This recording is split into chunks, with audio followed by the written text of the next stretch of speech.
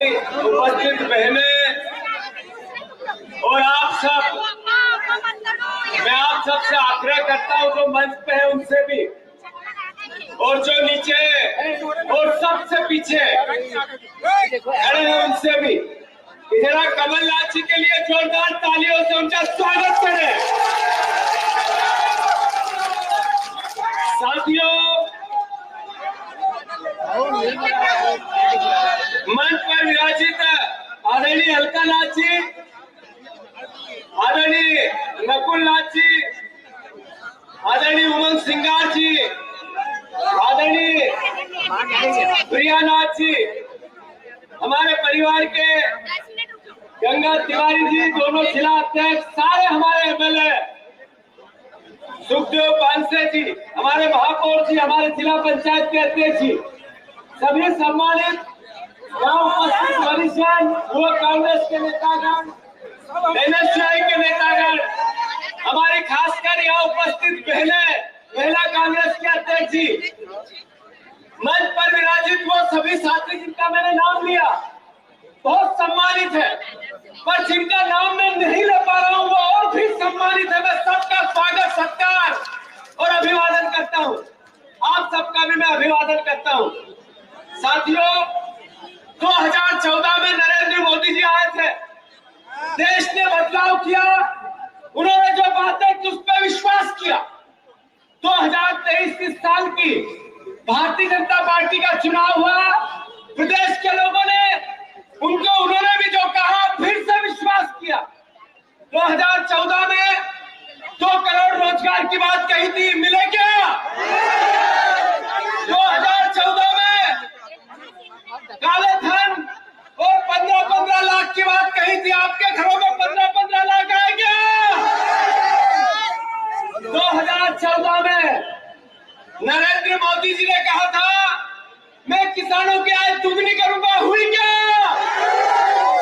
2014 में एमएसपी किसानों को मिनिमम सपोर्ट प्राइस देने की बात कही थी, हुई क्या?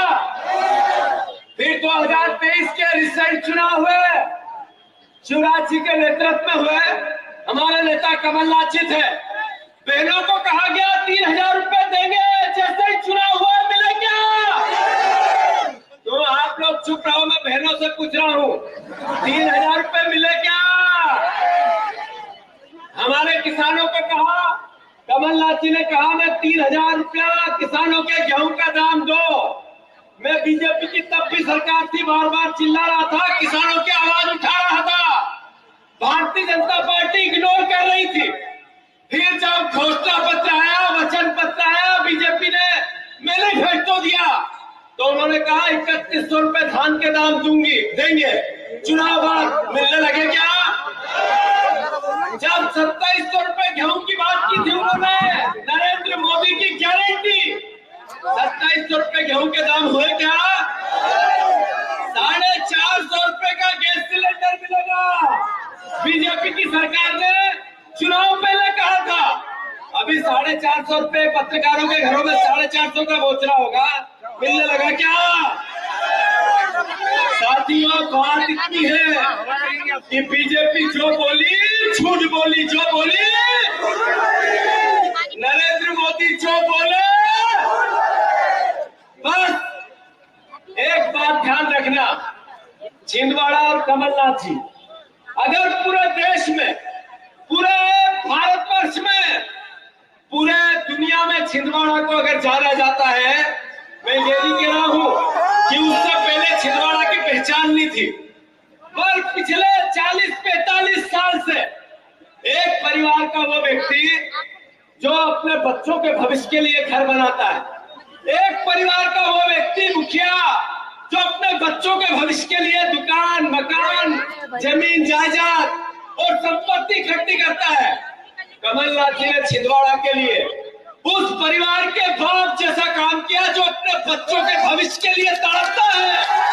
कमलनाथ जी ने छिंदवाड़ा के विकास के लिए, इसके भविष्य के लिए, आपके बच्चों के भविष्य के लिए एक परिवार ऐसा, एक परिवार, मैं सिर्फ कांग्रेस के कार्यकर्ताओं के परिवारों की बात नहीं कर रहा हूँ, मैं सिर्फ कांग्रेस के नेताओं के परिवारों की बात नहीं कर रहा हूँ, मैं भारतीय जनता पार्टी के कार्यकर्ता परिवार के नेताओं के परिवार के बेटे और बेटियों की बात कर रहा हूँ।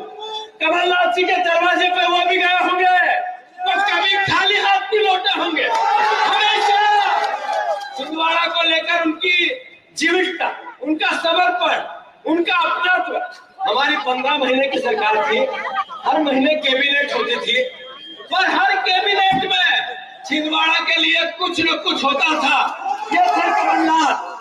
साथियों, मैं अनुरोध करना चाहता हूँ कि भारतीय जनता पार्टी ने जिस तरीके का कार्य व्यवहार किया, आप देखो अभी electoral board, Bharatiya Janata party ने ईडी भेजी, गिरफ्तार किया, मुकदमे लगाए और 100 करोड़ रुपया उसी कंपनियों से चंदा ले लिया।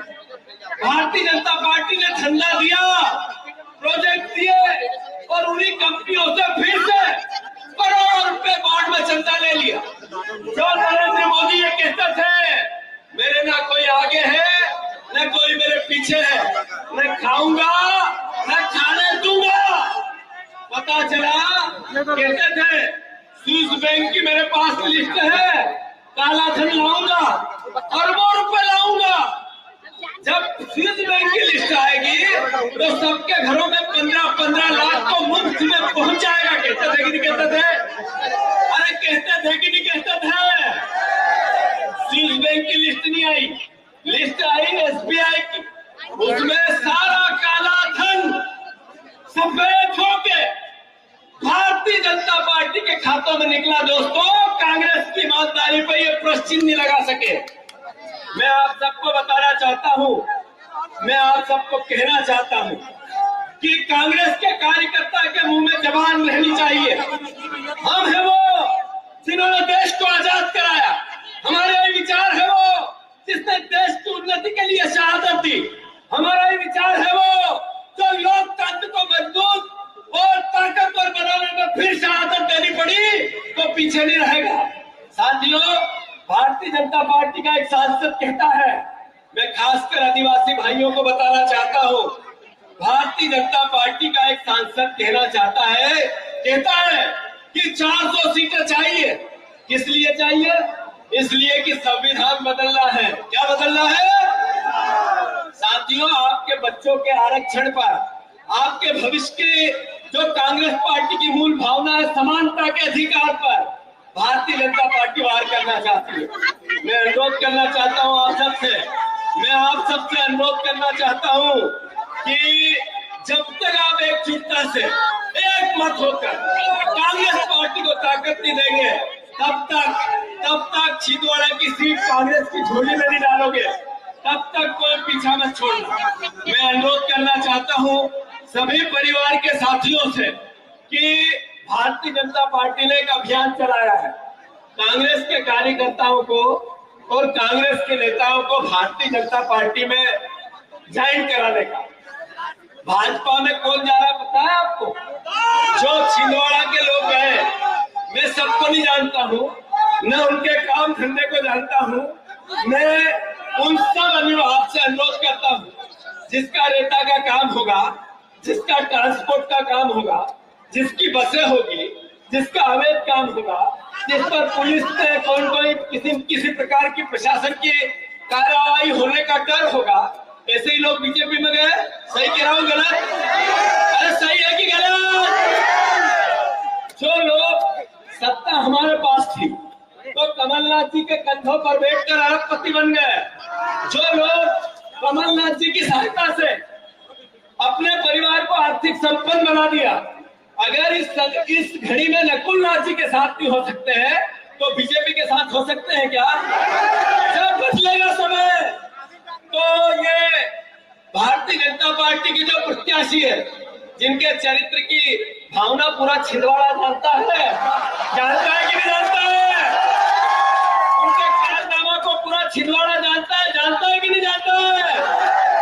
कुछ लोग कमलनाथ जी पर अलग अलग तरह से वार करके नेता बनना चाहते हैं, कुछ लोग कमलनाथ जी को चुनौती देकर गुरु बनना चाहते हैं, पर खजूर के पेड़ जैसे कोई भी बड़ा हो जाए, न छांव देगा न फल देगा, बरगद का पेड़ ही बड़ा होता है, कमलनाथ जी ही बड़े हैं। अभी कुछ समय पहले भारतीय जनता पार्टी ने एक षड्यंत्र रचा, एक कॉन्स्पिरेसी रची और अफवाहें उड़ाई। जब मेरी कमलनाथ जी से बात हुई, मैंने बयान दिया था भोपाल में, आप लोगों ने सुना था। अरे मैंने मीडिया से बात की थी, छिंदवाड़ा के साथियों को बात पता चली नहीं चली। वो बात मुझे कमलनाथ जी ने कहा था कि तू मीडिया की कॉन्स्पिरेसी है, जाओ मीडिया से बात करो और बताओ कि मैं इंदिरा गांधी का तीसरा पुत्र हूँ, गांधी परिवार का साथ छोड़ ही नहीं सकता। तब मैंने मीडिया से बात की और ये एहसास कराया भारतीय जनता पार्टी को कि कमलनाथ जी कोई छोटे मोटे छुट भैये जो नेताओं को ले जाते हैं। आप लोग 28 विधायक ले गए थे। अच्छा, एक बात और मैं आपसे करना चाहता हूँ।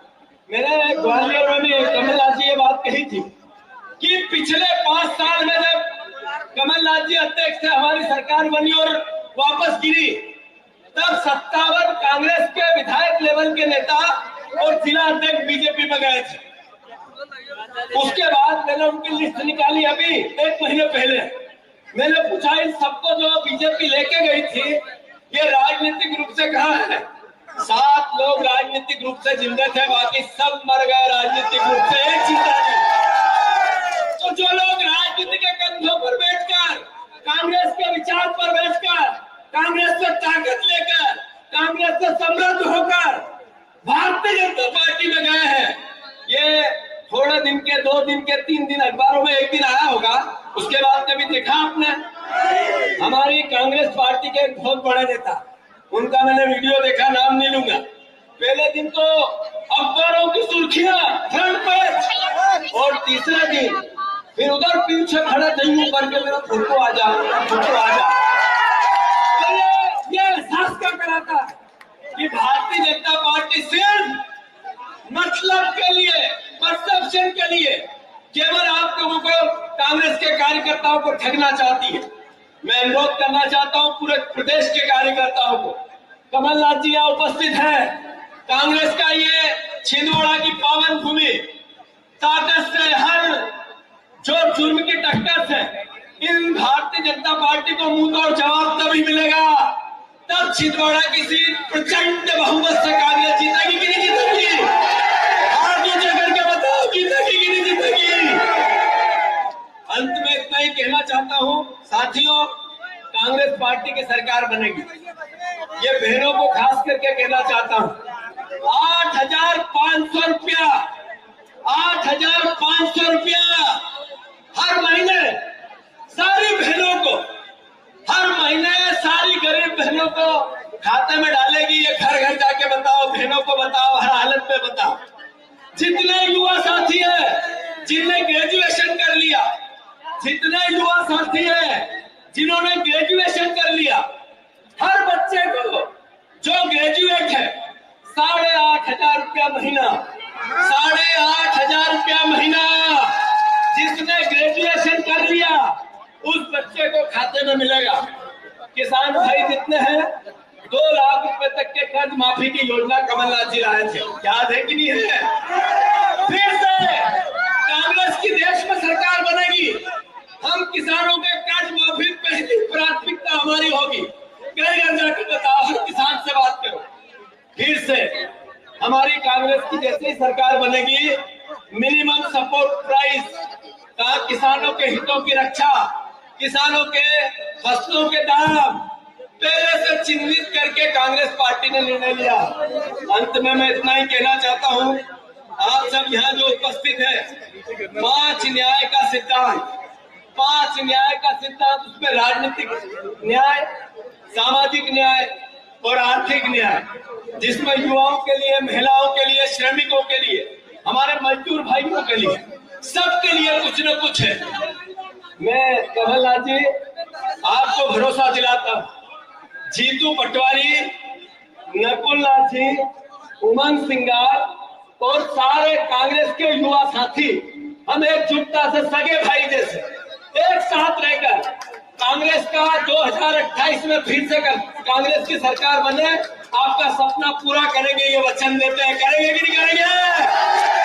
भारत माता की धन्यवाद।